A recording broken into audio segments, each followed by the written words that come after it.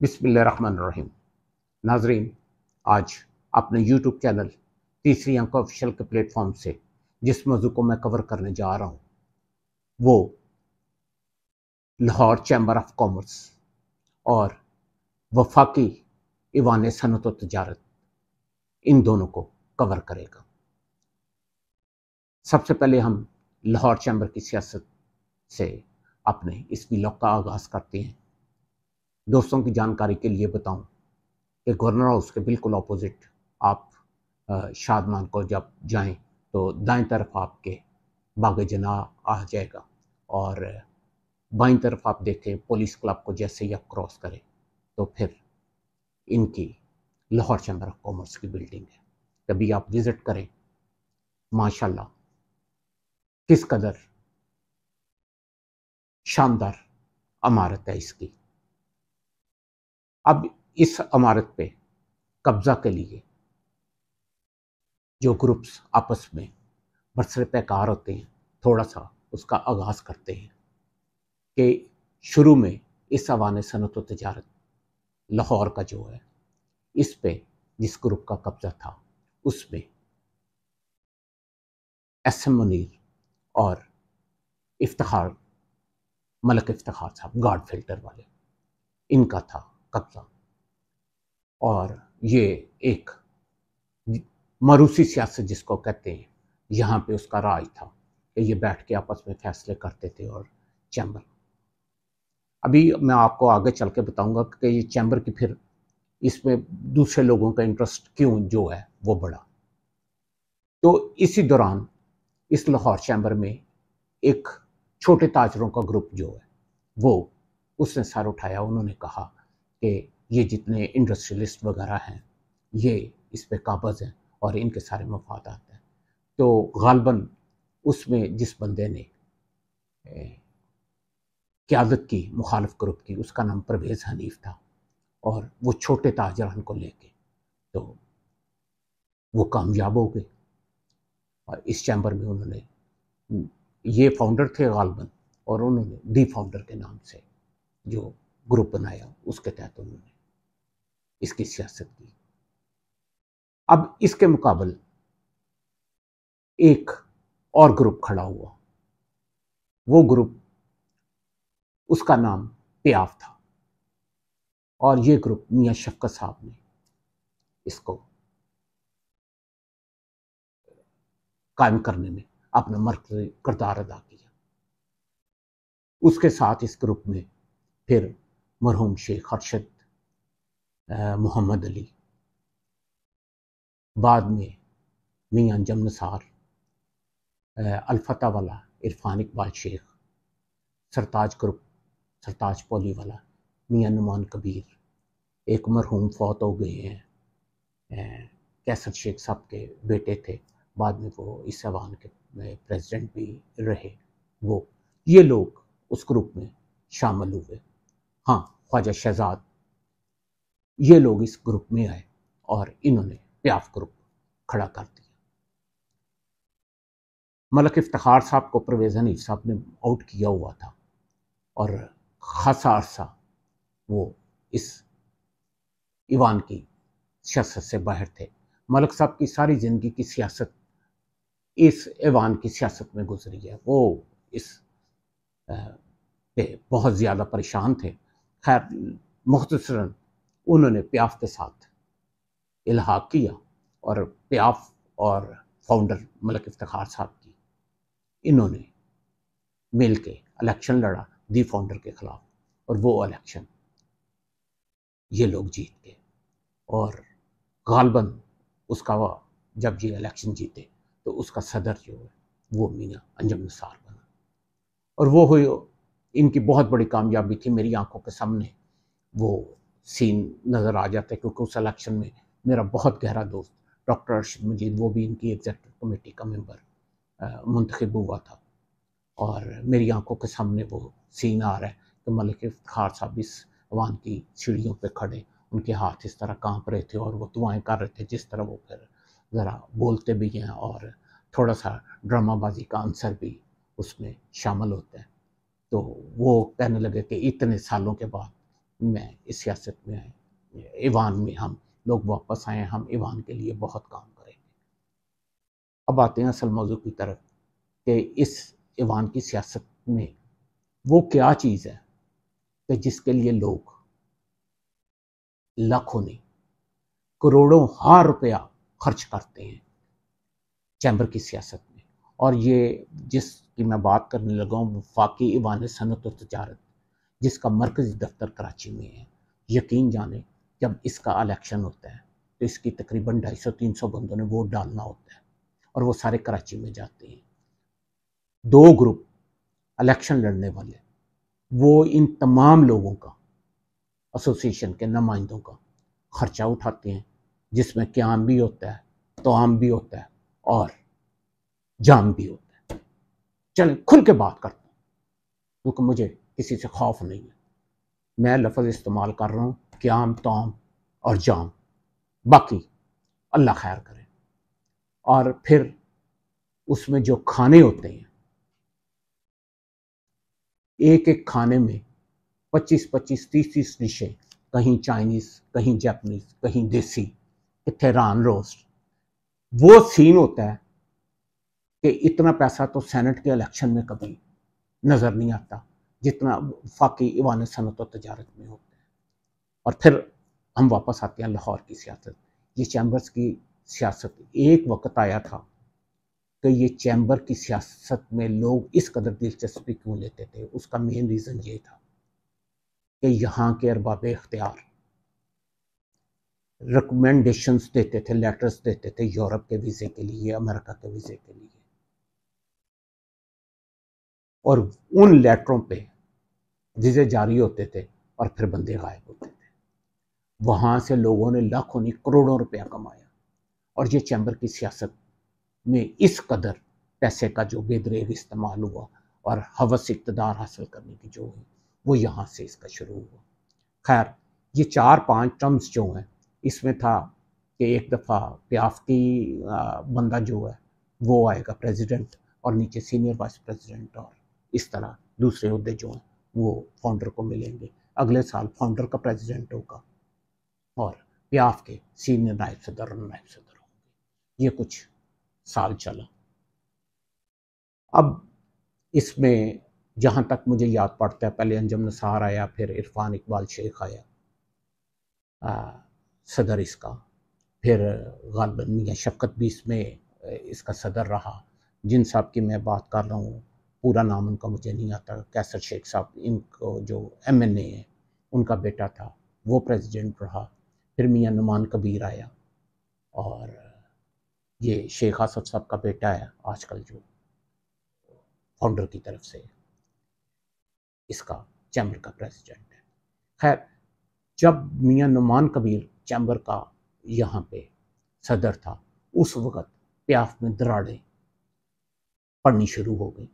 क्यों? कि यहाँ पे मियां मोहम्मद अली साहब, उनके मुताल्लिक़ ख़ासे तहफ़्फ़ुज़ात इनसाइड भी इस प्याफ में उसका इज़हार हो रहा था तहफ़्फ़ुज़ात का, और काफ़ी पार्ट मियां शफ़क़त का और उनका नज़र आ रहा था।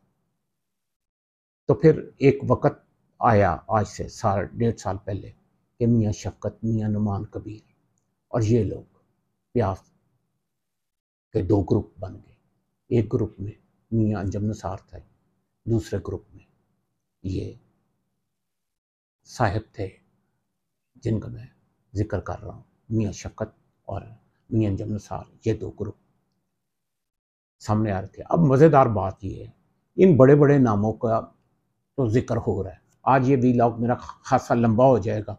जो लोग सुनना चाहेंगे, जो उनकी दिलचस्पी होगी वो देखें, जो नहीं वो इसको बेशक ना सुने, लेकिन मुझे पूरी स्टोरी आज इसमें बयान करने दें। मज़े की बात ये है कि फर्स्ट टाइम जब इलेक्शन हुआ तो दी फाउंडर परवेज़ हनीफ लोग गायब हो गए।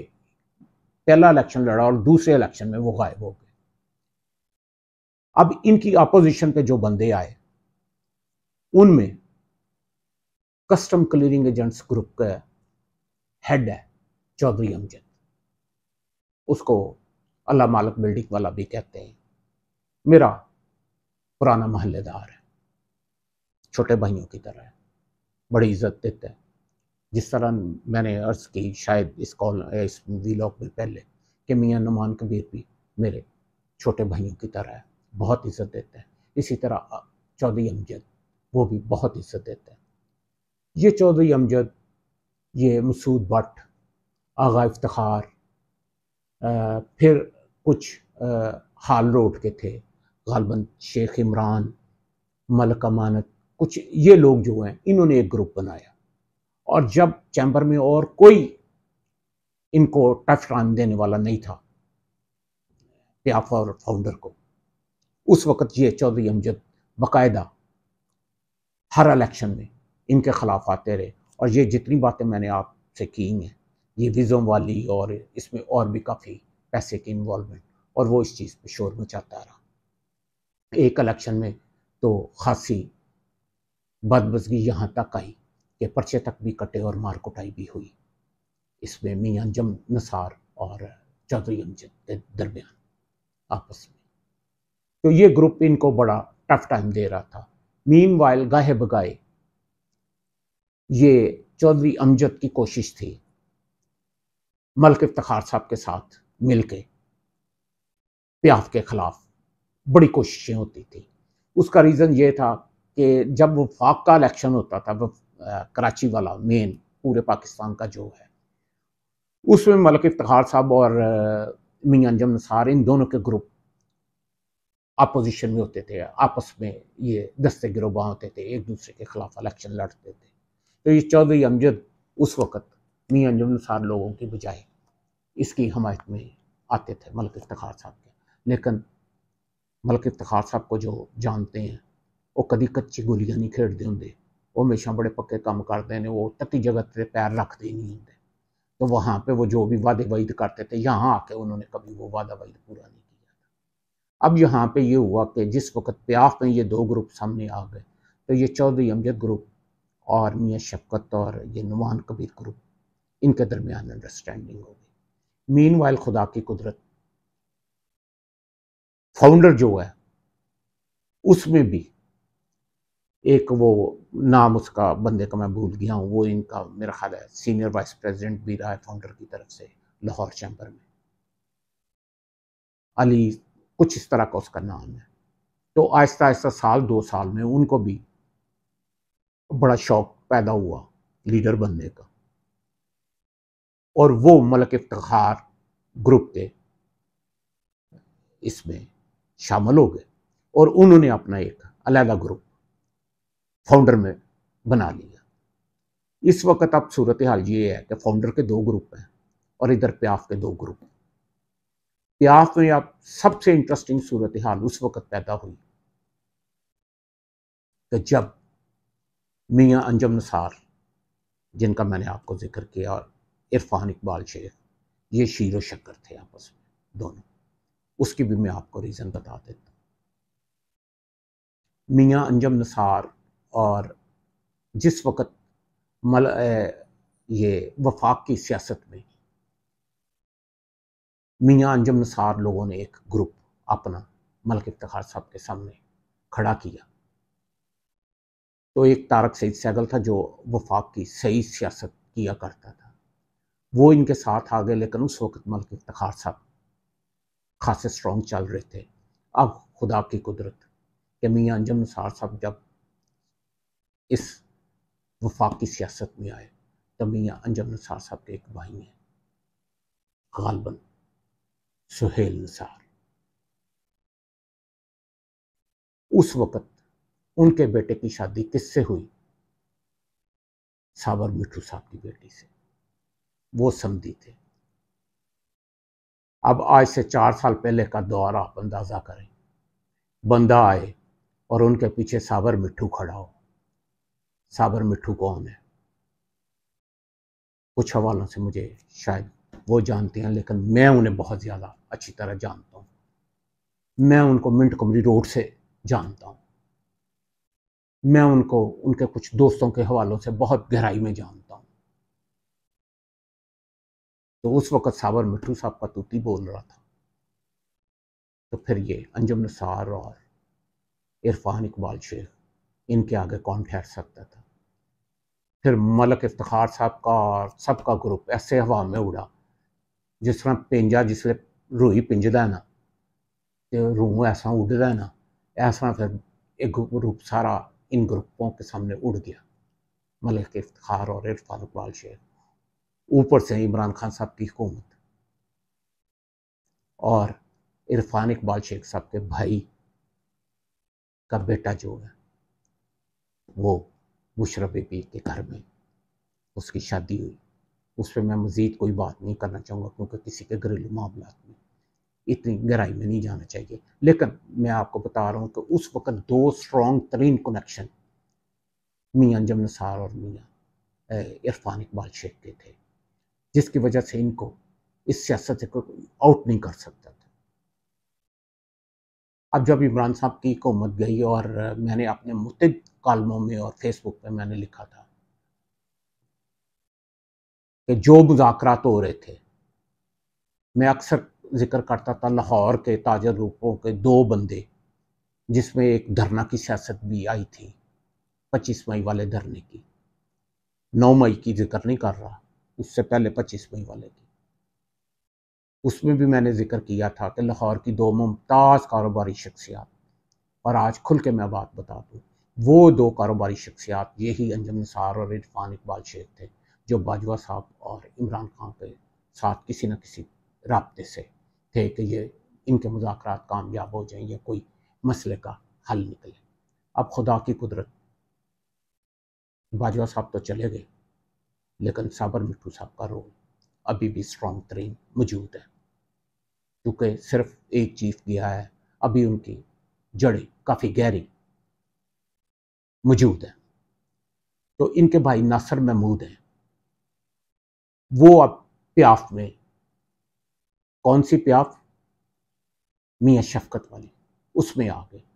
अब अंजम निसार साहब के साथ बैड लक ये हुई कि अंजम निसार साहब के भाई सुहेल निसार, जिनका बेटा साबर मिट्टू की बेटी के साथ ब्याया हुआ है, इन दोनों भाइयों में शदीद इख्तलाफात हो गए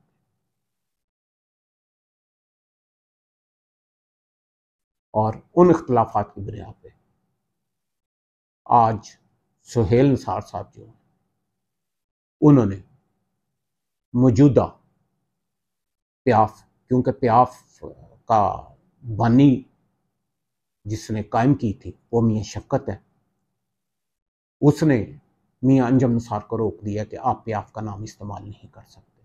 तो सुहेल निसार इस वक्त उस ग्रुप का, मियाँ शफकत ग्रुप का अब हेड हो गया। अगले इलेक्शन में अब ये मुकाबला होगा, लेकिन देखें कैसा वक्त होता है कि वही इरफान इकबाल शेख जो किसी वक्त कहते थे शीरो शक्कर हैं, वो भी सुहेल निसार के साथ आ गया, अंजम निसार को उन्होंने छोड़ दिया। अब अंजम निसार और मोहम्मद अली वो एक तरफ है। अब जिक्र आ जाता है हमारे उस दोस्त का, चौधरी अमजद का, जिसने 6-7 साल डट के अपोजिशन की कि वो किस जगह पे खड़ा है। तो वो भी आपको इतला कर दो कि इस वक्त उसका इल्हाक मियाँ शफकत लोगों के साथ हो रहा है। तो इस इलेक्शन में ये घमसान का रंग पड़ेगा और नोटा वाले इधर भी ने, इरफान इकबाल शेख साहब भी ने नोटा वाले, उधर मियाँ अंजम निसार साहब भी ATS वाले ने। तो देखें कि इस इलेक्शन में क्या गोल खिलते हैं, क्या रंग जमता है। मलक इफ्तिखार साहब गो के सेहत के इतबार से अब वो किसी फंक्शंस में आने जाने के काबिल नहीं रहे, हार्डली बोल सकते हैं, लेकिन फिर भी वो भी अपना किरदार अदा करेंगे। तो अगले आने वाले चंद दिन जो है मुल्की सियासत में तो जो गर्मा गर्मी है लाहौर में आप देखेंगे, और मेरे जैसे आपको इन लोगों के खानों के मज़े उड़ाते नज़र आएंगे, जहाँ पे लाखों का नहीं करोड़ों रुपए का खेल खेला जाएगा सिर्फ चैम्बर के इलेक्शन जीतने के लिए। और आप वो देखें कि चैम्बर में क्या कशिश है कि जो इस कदर गेम होती है। फिलहाल